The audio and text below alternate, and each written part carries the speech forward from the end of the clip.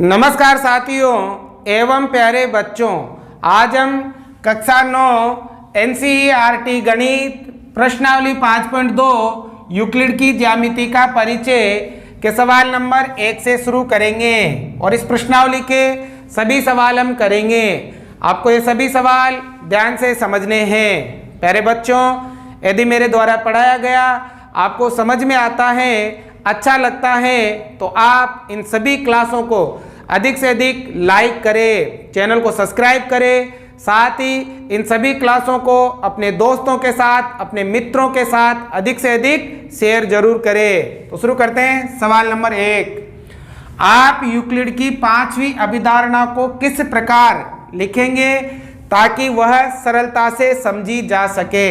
बच्चों, इसमें कहा है कि यूक्लिड की 5वीं अभिधारणा को आप किस प्रकार से लिखो कि वो सरलता से समझी जा सके। तो बच्चों, जब हमने इस प्रश्नावली की भूमिका पढ़ी थी तब मैंने आपको यूक्लिड की परिभाषाएं, यूक्लिड की अभिधारणाएं और यूक्लिड के अभिग्रहित अच्छी तरह से समझाए थे। यदि आपने वो क्लास नहीं देखी है तो प्लेलिस्ट में जाकर वो क्लास आप जरूर देख ले। तो देखो, इस प्रश्न को करने से पहले आपको यूक्लिड की 5वीं अभिधारणा के बारे में पता होना चाहिए। तो देखो, मैंने यहाँ पर लिखी है 5वीं अभिधारणा क्या थी। तो 5वीं अभिधारणा थी, यदि एक सीधी रेखा दो सीधी रेखाओं पर गिरकर अपने एक ही ओर दो अंतःकोण इस प्रकार बनाए कि इन दोनों कोणों का योग मिलकर दो समकोण से कम हो, तो वे दोनों सीधी रेखाएं अनिश्चित रूप से बढ़ाए जाने पर उसी ओर मिलती हैं जिस ओर यह दो समकोणों से कम होता है। तो ये 5वीं अभिधारणा थी। अब इसको हम अपनी तरफ से कैसे लिखें कि इसको आसानी से समझा जा सके, पहले इसको समझिए। देखो, दो सीधी रेखाओं पर एक सीधी रेखा गिरे, ये दो सीधी रेखाएं हैं, ठीक है, दो सीधी रेखाएं हैं। अब इन पर एक सीधी रेखा गिरकर, ठीक है, ये सीधी रेखा गिर गई, दो अंतःकोण इस प्रकार बनाए, ये वाला भी अंतःकोण है और ये वाला भी अंतःकोण है, ठीक है। जैसे ये कोण नंबर 1 है और ये कोण नंबर 2 है। इन दोनों अंतःकोणों का योग 180 से कम हो, मतलब दो समकोण से कम हो। एक समकोण का मतलब 90 और दो समकोण का मतलब 180। तो इन दोनों कोणों का योग अगर दो समकोण से कम हो तो ये दोनों रेखाएं आगे बढ़ाने पर इसी ओर मिलेगी जिस ओर इन दोनों कोणों का योग 180 से क्या हो, कम हो, ठीक है। ये है इस अभिधारणा का मतलब। अब इस अभिधारणा को अब हमारी भाषा में आप कैसे लिख सकते हो, सब अलग अलग तरह से बता सकते हैं। तो इसको कैसे लिख सकते हो, यहाँ मतलब है कि कोण 1 प्लस कोण 2 छोटा है किससे, 180 डिग्री से। इसका मतलब ये है। तो इन सीधी रेखाओं को आगे बढ़ाओगे ना तो ये इसी तरफ मिलेगी, उस तरफ नहीं मिलेगी। अब इसको हम अपनी तरह से कैसे लिख सकते हैं, इस अभिधारणा को वो ध्यान से देखिएगा अपनी तरफ से, ठीक है। तो यदि दो सीधी रेखा पर, दो सीधी रेखाओं पर एक सीधी रेखा इस प्रकार प्रतिच्छेदित करे, इस प्रकार प्रतिच्छेद करे कि सीधी रेखाओं के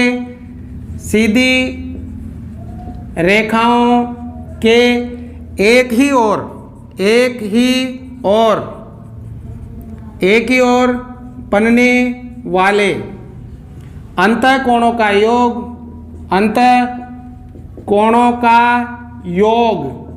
180 डिग्री से कम हो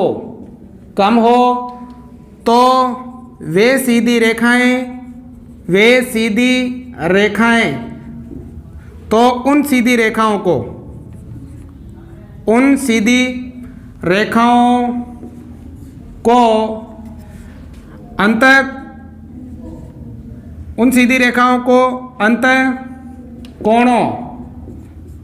अंतःकोणों के एक ही ओर बढ़ाने पर उसी ओर प्रतिच्छेद करेगी, उसी सीधी रेखाओं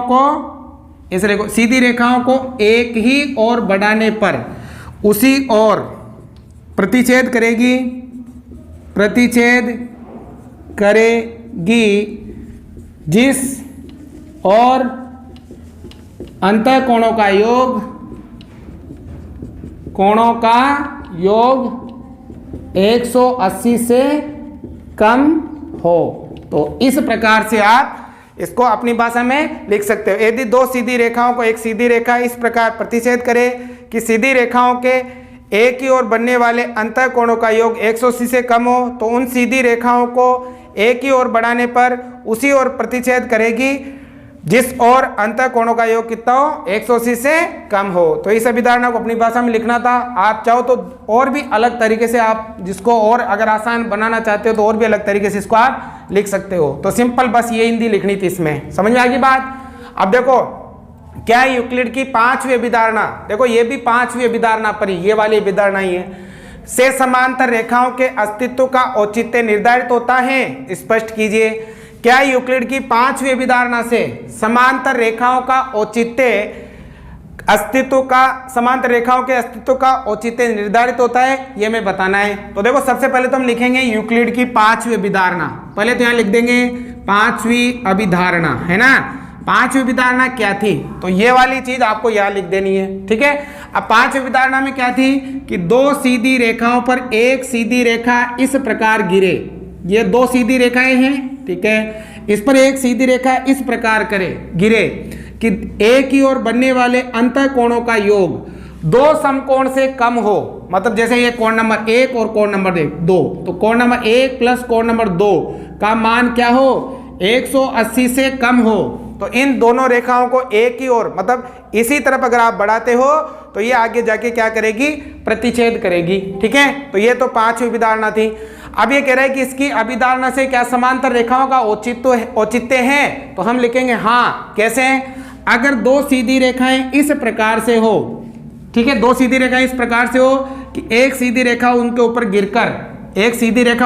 गिरकर जो अंतःकोण बनेंगे उन अंतःकोणों का योग 180 के बराबर हो, दो समकोण के बराबर हो। तो ये दोनों रेखाओं को जब आप इधर भी बढ़ाओ चाहे इधर भी बढ़ाओ, ये दोनों रेखाएं एक दूसरे से कभी भी नहीं मिलेगी। और इन रेखाओं को हम कौन सी रेखा कह सकते हैं, समांतर रेखा कह सकते हैं। मतलब कोण नंबर 1 और कोण नंबर 2, या फिर इधर भी कोण नंबर 3 और कोण नंबर 4, इन दोनों कोणों का जोड़ भी 180 के बराबर हो और इन दोनों कोणों का योग भी 180 के बराबर हो। कैसे, कोण नंबर 1 और कोण नंबर 2 किसके बराबर हो, 180 के। कोण नंबर 3 प्लस कोण नंबर 4 भी किसके बराबर हो, 180 के। अगर इन दोनों अंतःकोणों का योग 180 के बराबर हो तो इन दोनों रेखाओं को आप इधर बढ़ाओ या इधर बढ़ाओ, ये दोनों रेखाएं कभी भी एक दूसरे से नहीं मिलेगी, एक दूसरे को प्रतिच्छेदित नहीं करेगी। तो इन रेखाओं को हम कौन सी रेखा कहेंगे, समांतर रेखा। जैसे इसका नाम L और इसका नाम M, तो यहाँ क्या लिख सकते हो, L समांतर किसके होगी, M के। तो ये चिन्ह किसका है, ये चिन्ह है आपके समांतर रेखाओं का। तो यहाँ क्या लिखेंगे, तो यहाँ लिखेंगे यूक्लिड की पांचवी अभिधारणा से, यूक्लिड की पांचवी अभिधारणा से समांतर रेखाओं का अस्तित्व है, समांतर रेखाओं के अस्तित्व का औचित्य है, समांतर रेखाओं के अस्तित्व का औचित्य है, ठीक है। क्यों, क्योंकि ये चित्र बना के ये चीज आपको लिखनी है। आगे समझ में, तो आप ठीक है। तो ये प्रश्नावली आपके 5.2 समाप्त होती हैं और प्रश्नावली 5 भी आपके समाप्त होती हैं। यूक्लिड का ज्यामिति परिचय। अब हम जल्दी आपके लिए प्रश्नावली 6 रेखा और कोण लेकर आएंगे। अगर आपको हमारे द्वारा पढ़ाया गया समझ में आता है तो लाइक शेयर सब्सक्राइब जरूर से जरूर करें, ठीक है। समझ में आ गया, उतारो भाई।